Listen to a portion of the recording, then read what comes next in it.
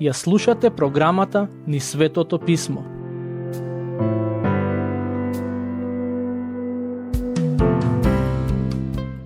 Во претходната епизода ја поставивме основата за Псалм 32, кој е кратка, но многу длабока песна.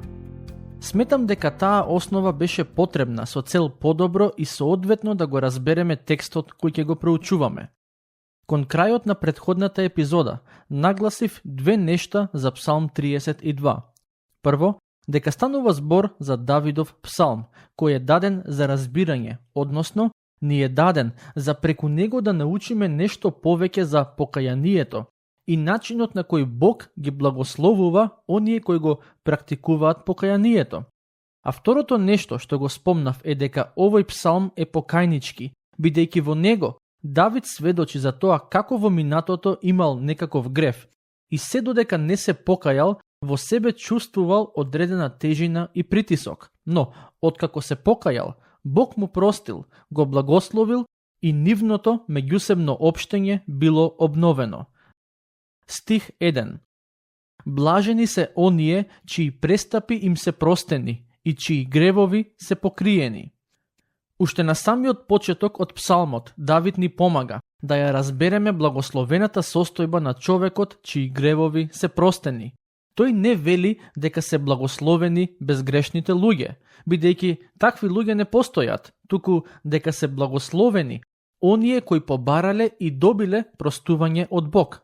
Патем, верувам дека некои од вас ќе се сетат дека и првиот псалм започнува со идејата за благословениот човек.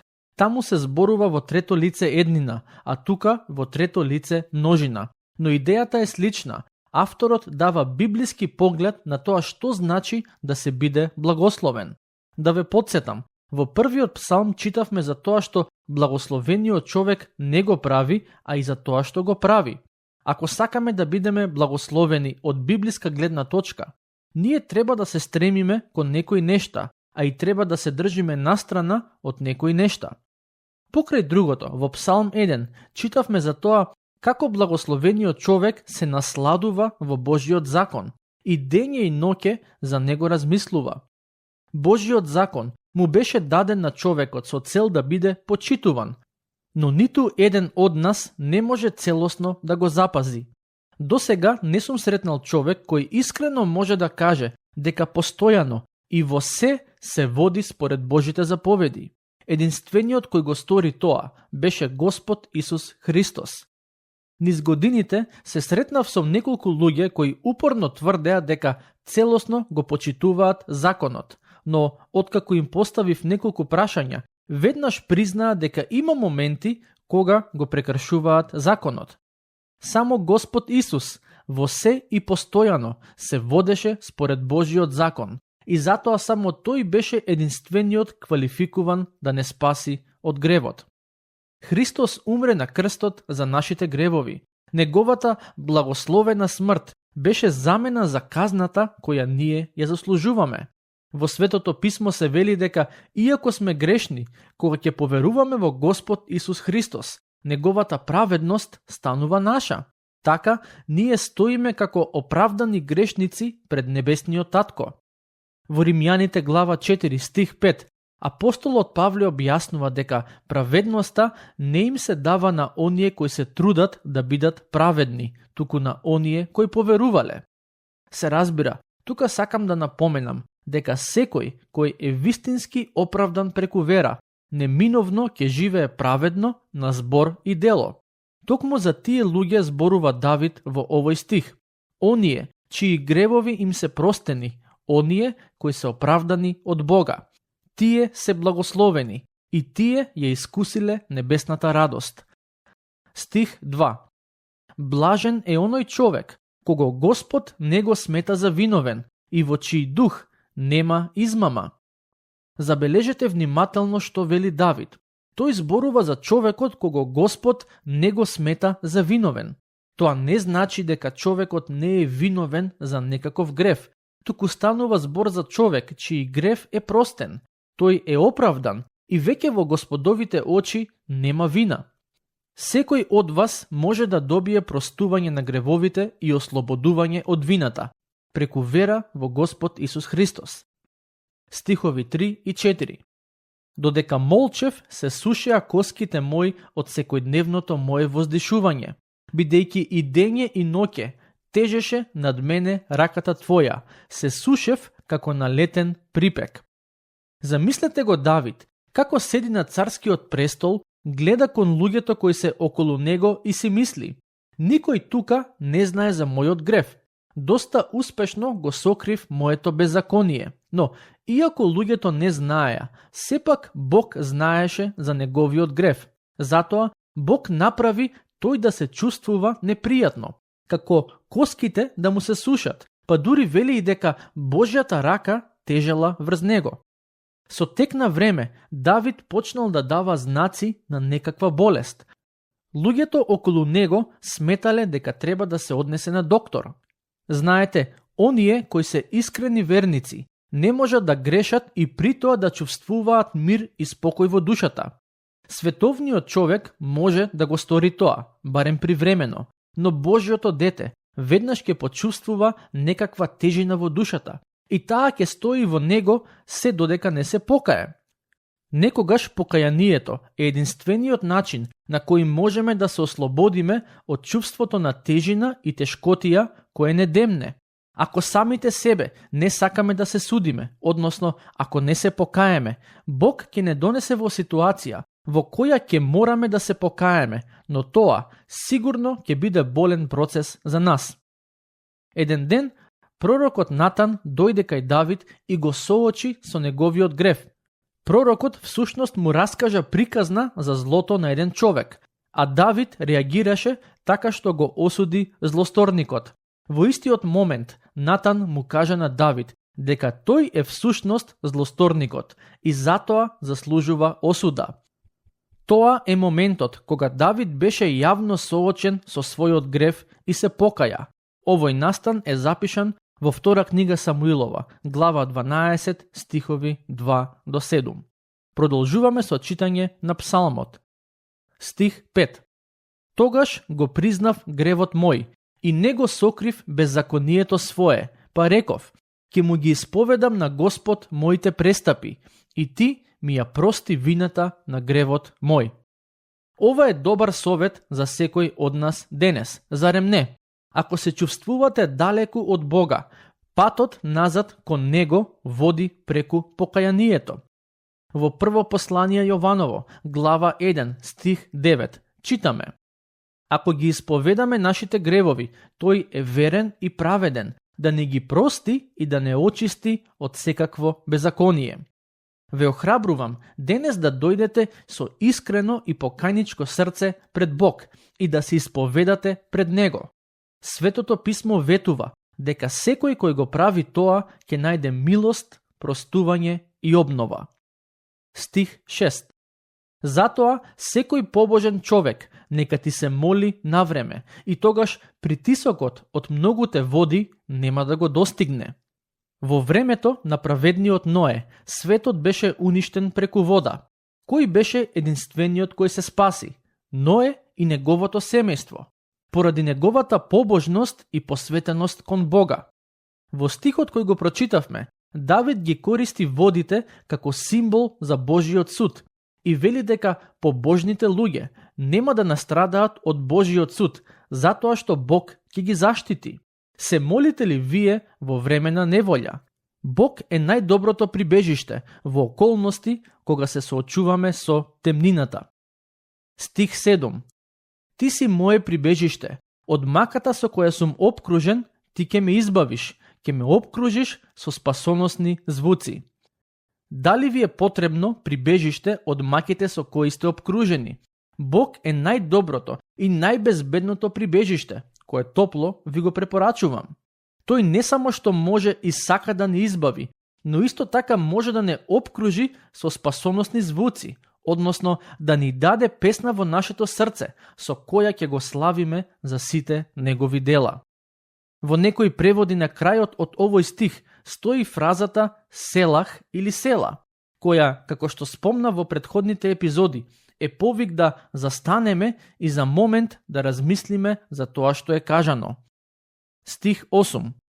Ке те вразумам, вели Бог, ке ти го покажам патот по кој да одиш, ке бдеат очите мои на тебе. Ако сакате Бог да ве вразумува, да ви го покажува патот по кој треба да одите, потребно е секојдневно да останете блиску до Него, и тоа може да го направите преку читањето на Неговиот збор и молитвата. Стих 9. Не бидете како конј или како маска, кои немаат разум, чија дивина со узда и оглавник се скротува за да ти се покоруваат. За мене ова е хумористичен коментар, а и совет. Давид не охрабрува да не бидеме како конј или маска, кои немаат разум, кои треба да се скротат за да се покорат. Што сака да каже со тоа? Генерално гледано, верниците имаат две опции. Или доброволно ќе се подчинат и покорат на Божјата волја, или пак ќе се позиционираат себе си во ситуација во која Бог ќе ги притисне за да му се подчинат.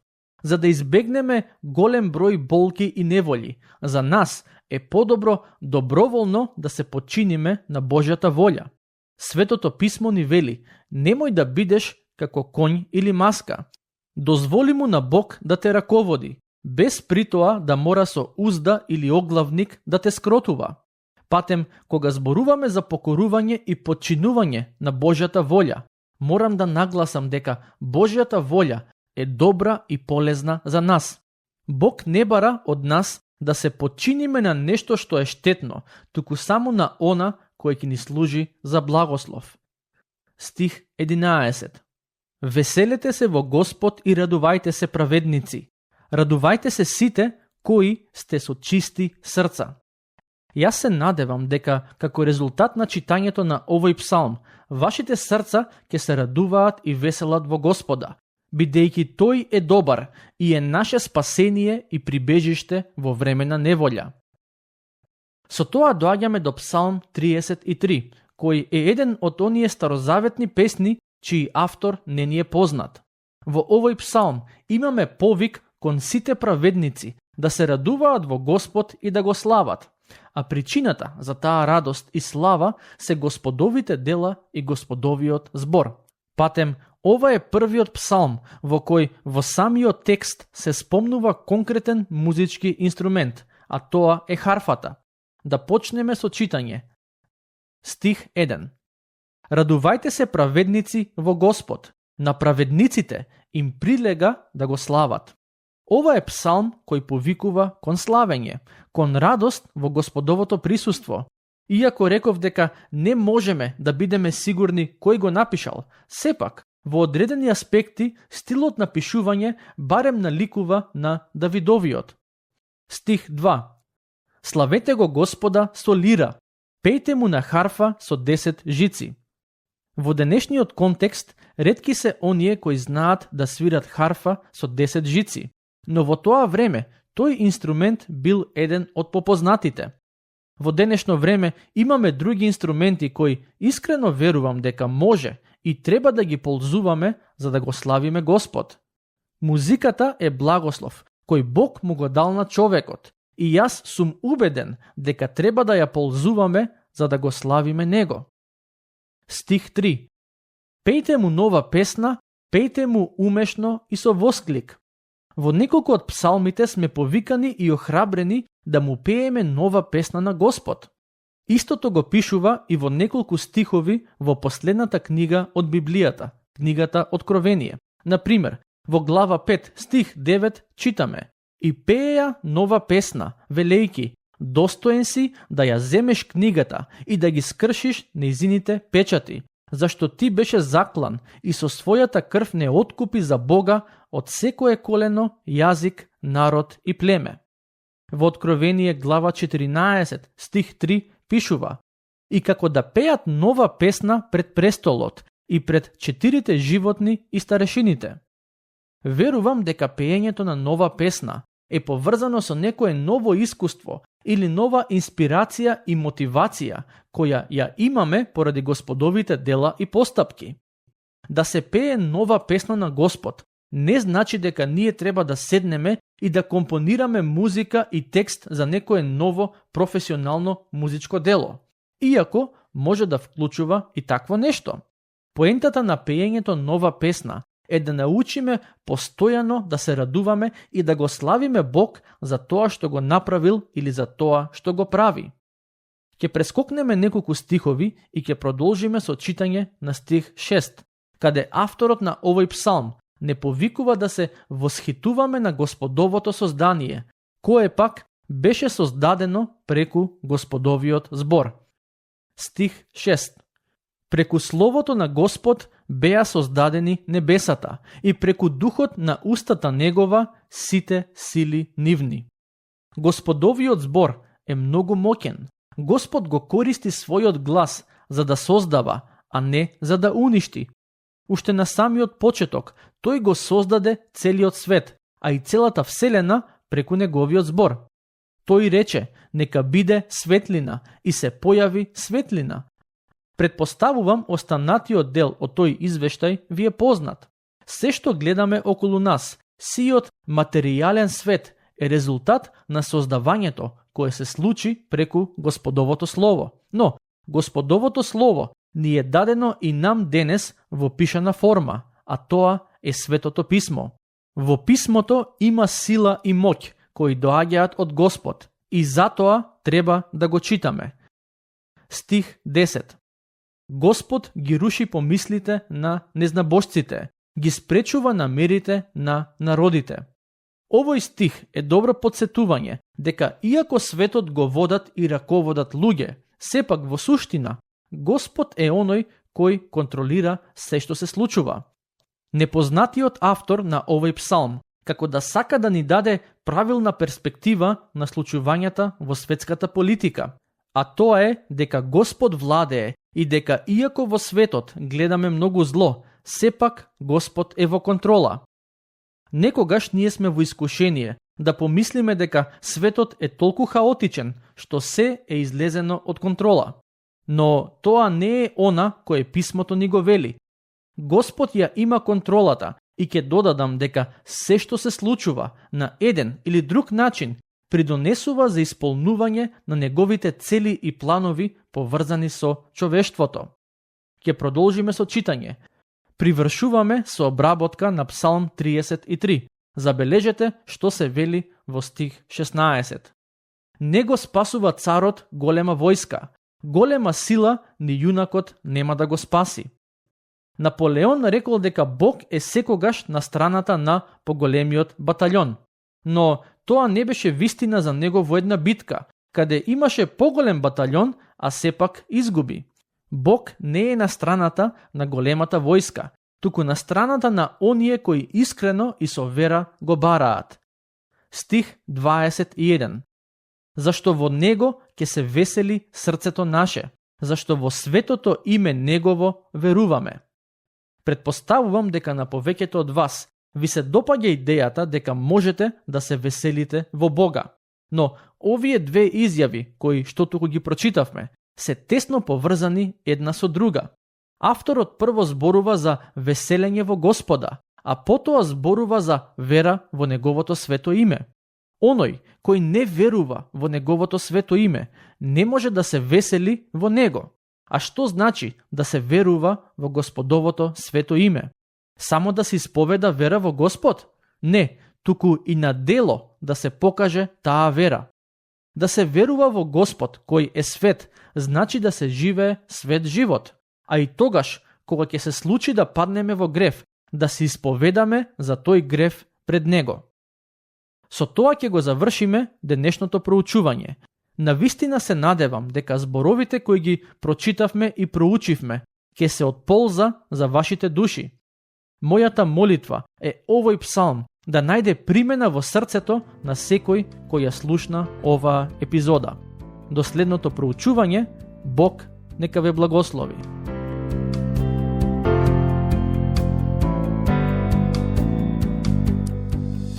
Слушнавте епизода од програмата Низ Светото Писмо. Можете да не слушате и преку мобилна апликација на нашиот YouTube канал и на подкаст платформите како што се Apple и Spotify. Ако ви се допаѓаат нашите епизоди, споделете ги и препорачајте ги на вашите пријатели. Бидете слободни да ни оставите свој коментар или да ни пишете на нашата имейл адреса nizsvetotopисmo@gmail.com. Следете ги нашите страни Низ Светото писмо на Facebook и Instagram. Епизодите од оваа серија можете да ги најдете и на нашата веб страна ttb.twr.org.